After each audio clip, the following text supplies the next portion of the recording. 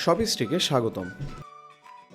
আজ আমরা দেখব কিভাবে আপনি আপনার কর্মচারীর ছুটি সহজে যোগ, ট্র্যাক এবং ম্যানেজ করতে পারবেন। প্রথমে শপিস্টিক মার্চেন্ট ড্যাশবোর্ডে লগ ইন করে বাম পাশের মেনু থেকে কর্মী ব্যবস্থাপনা সেকশনের ছুটিসমূহ অপশনের ছুটিসমূহতে ক্লিক করবেন।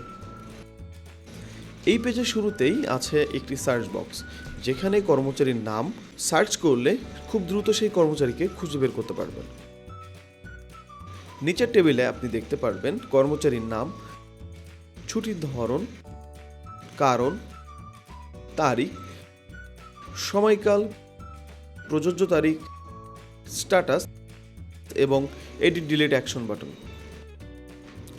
এখন নতুন কর্মচারীর ছুটি যোগ করতে উপরের ডান পাশে থাকা কর্মচারীর ছুটি যোগ করুন বাটনে ক্লিক করলে একটি মডেল ওপেন হবে। এখানে আপনাকে কর্মচারী নির্বাচন করতে হবে, তারপর ছুটির ধরন নির্বাচন করতে হবে, ছুটি শুরুর তারিখ নির্বাচন করবেন, ছুটি শেষে তারিখ নির্বাচন করবেন, ছুটির কারণ লিখবেন এবং স্ট্যাটাস নির্বাচন করবেন। সব তথ্য সঠিকভাবে পূরণ করে সেভ করুন বাটনে ক্লিক করলেই ছুটি যুক্ত হয়ে যাবে।